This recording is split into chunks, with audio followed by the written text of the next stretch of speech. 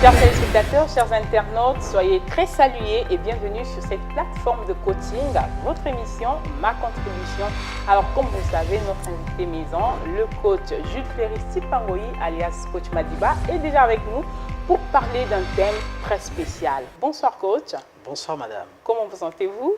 Très bien, comme toujours. Bizarrement, en ce mois, je sens qu'il y a une connexion même au niveau des couleurs. Mais bon, après, c'est comme une habitude pour cette émission, bizarrement. Une drôle de coïncidence, oui.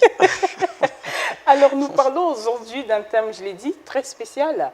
Celui de comment savoir que son business va prospérer.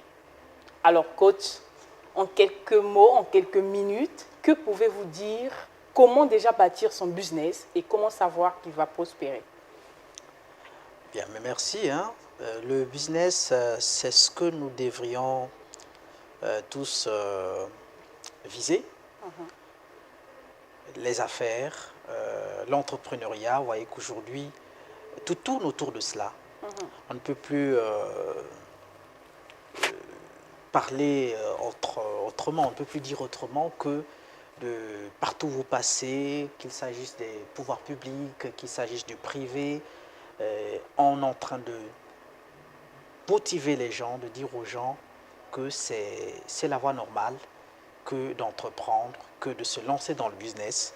Et donc, nous ici, comme vous l'avez dit, notre plateforme de coaching ne fait qu'emboîter le pas dans le sens de dire aux gens, oui, c'est la bonne voie, c'est la meilleure. Mais la meilleure voie, c'est vrai.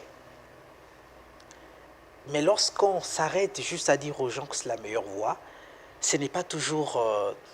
on n'arrive pas au bout, en fait, de ce que nous voudrions que les gens soient ou réalisent. On se lance dans le business, on se lance en affaires, parfois sans savoir où est-ce qu'on va. D'où, j'ai bien aimé le thème, comment savoir que votre business, donc votre affaire, le business ici, ce sont des affaires. Bien sûr. Votre affaire va prospérer parce que je ne vois personne se lancer aujourd'hui, lancer une affaire aujourd'hui pour s'arrêter demain. Naturellement, il faut bien que nous nous lancions pour que nous allions très loin, mais voire à l'infini. Donc, mais il y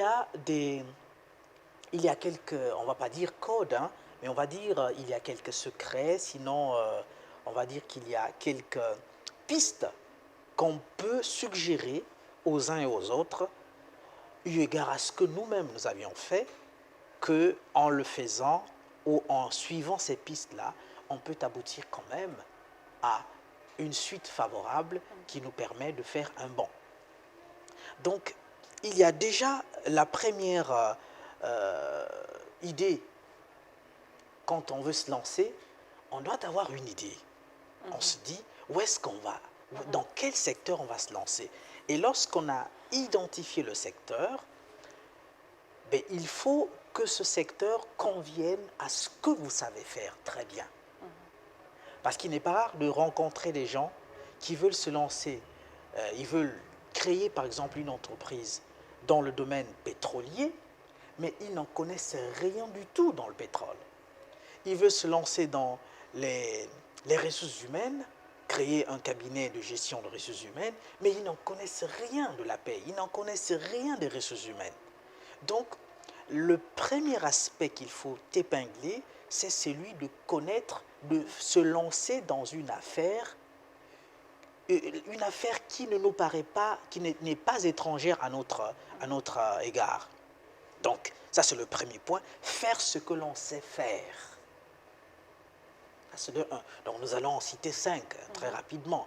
Les 5 points qui vont donc meubler notre petit thème, sinon notre thème, pour que ceux qui nous sont très fidèles, téléspectateurs et internautes, puissent bénéficier et certainement compléter, parce que ce n'est que ce que nous apportons, c'est juste une sorte d'esquisse. Voilà. Donc il faut faire ce que l'on sait faire. Ensuite, bien connaître son potentiel client. Quand je sais déjà faire quelque chose, je veux me lancer. Donc, moi, je suis le premier salarié de ce que de mon business, de mon entreprise. Et je dois naturellement épingler, viser ma clientèle, mes clients, mes potentiels clients. Donc, je ne dis pas comme tout le monde, je crée d'abord, je me lance d'abord, après je vais chercher des clients. Non, je dois déjà en avoir en tête que mon business, mon affaire, c'est dans tel domaine et mes potentiels clients sont X et Y. Ça, c'est le deuxième point, très important. Et le troisième point, c'est que je dois aussi cerner mes potentiels concurrents. Oui, dans mon domaine, je connais bien mon domaine. Je connais bien mon potentiel client, ma clientèle. Mais est-ce que j'ai des concurrents? Si oui, je dois les connaître. Parce que si je les connais, alors cela va m'aider à peaufiner, à mettre en place une politique qui va faire en sorte que je sois différent d'eux. Parce qu'il faut que j'ai une touche particulière. Sinon, je veux me mettre à faire comme eux.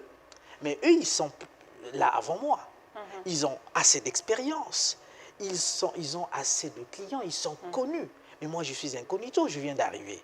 Donc, si je fais comme eux, ils vont m'écraser. Parce que personne ne viendra vers moi. Je suis novice. Je ne sais peut-être pas faire comme eux. Je n'ai pas assez d'expérience. Voilà.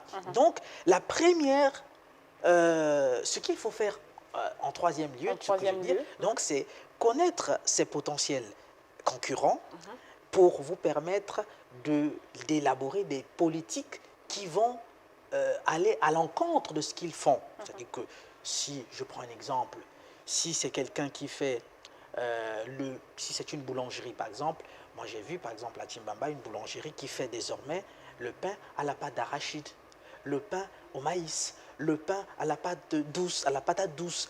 Voilà, ça c'est... Donc, ça me permet d'innover là où les autres ne sont pas encore arrivés. Alors, quatrièmement, c'est que je dois acquérir une culture qui se marie à mon secteur. Comment que ceux qui ont réussi dans ce secteur-là, qu'est-ce qu'ils ont fait de bon pour qu'ils réussissent? Ça veut dire qu'il y a une culture qu'il faut acquérir progressivement. Bon, naturellement, la culture renvoie à la bonne gestion. Donc, il faut que j'acquière une culture qui me renvoie à la gestion de mes finances, donc à ma comptabilité. Je dois, comme on dit, hein, un bon entrepreneur doit fuir la caisse. Mais pour fuir la caisse, il faut acquérir une culture. Ce n'est pas du jour au lendemain qu'on se met à l'écart de la caisse, mais ça vient avec le temps. On acquiert d'abord des informations au sujet de la gestion financière, au sujet de la gestion comptable, au sujet et on se rend compte que oui, j'ai reçu un certain nombre d'informations qui me permettent de me mettre à l'écart parce que si je me mets là, ça sera dangereux pour mon business. Et cinquièmement, il faut donc développer un esprit, alors j'allais dire un état d'esprit positif. Vous voyez, vous vous lancez, on voit beaucoup de gens se lancer dans le business, mais dès le premier jour, il suffit qu'il y ait une petite complication parfois au niveau administratif, donc au niveau de nos autorités. Parfois, c'est juste un document. On vous a fait attendre, on sait que la léthargie administrative est au quotidien. Mais cette léthargie suffit pour quelqu'un qui s'est lancé de dire « Oh merde, oh mais franchement, c'est pas bon, cette affaire-là, je ne sais pas qu'est-ce qui m'a poussé. » Donc, il faut développer un bon esprit, mais alors un esprit positif pour aller très loin. Et tout ça, quand vous prenez, et certainement que les uns et les autres, chacun pourra apporter ce qu'il voudra compléter. Mais ces 5 éléments-là sont tellement importants que l'on ne peut pas s'en passer pour vouloir aller loin dans le business, sinon dans l'entrepreneuriat.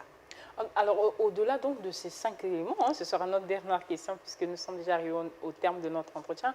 Au-delà donc de ces 5 éléments que vous venez ici de détailler, est-ce qu'on peut dire que le manque de détermination ou le manque même aussi parfois de formation peut mettre à mal ces points essentiels que vous avez énumérés. Tout à fait, Madame Bachi. Vous savez, la formation, c'est elle qui vous donne accès à un nouveau comportement, vous donne accès à de nouvelles réactions. On ne peut pas se lancer dans le business et garder ses réactions d'hier. On ne peut pas se lancer dans l'entrepreneuriat et garder les réflexes de quelqu'un qui n'est pas dans l'entrepreneuriat. Non, ça s'acquiert, et ça s'acquiert au moyen de la formation. Et comme j'ai l'habitude de dire, la formation, ce sont des informations que l'on met à votre disposition qui vont changer le parcours, votre parcours, qui vont changer vos réactions, qui vont changer vos complexes. Donc voilà, c'est la formation, et souvent c'est à la base, parce que beaucoup de gens se lancent dans l'entrepreneuriat par exemple, mais se disent, bon, je me lance et je verrai dans quelle mesure acquérir un certain nombre d'éléments, d'informations pour la gestion. Mais je pense que c'est une erreur. C'est vrai que c'est en forgeant que l'on devient forgeron, mais il est toujours important qu'à la base, qu'on ait au moins le b.a.-ba pour éviter d'être buté, mais alors de se cogner contre quelque chose de très dur. Et c'est souvent fatal. Oui, souvent fatal. Alors, coach, on est bien d'accord qu'on ne pouvait pas épuiser, faire le tour complet de la question. Voilà, complètement terminé notre entretien de ce soir. Madame, Messieurs, nous vous disons à très bientôt sur Ma Contribution, surtout même chaîne, et nous sommes aussi en ligne.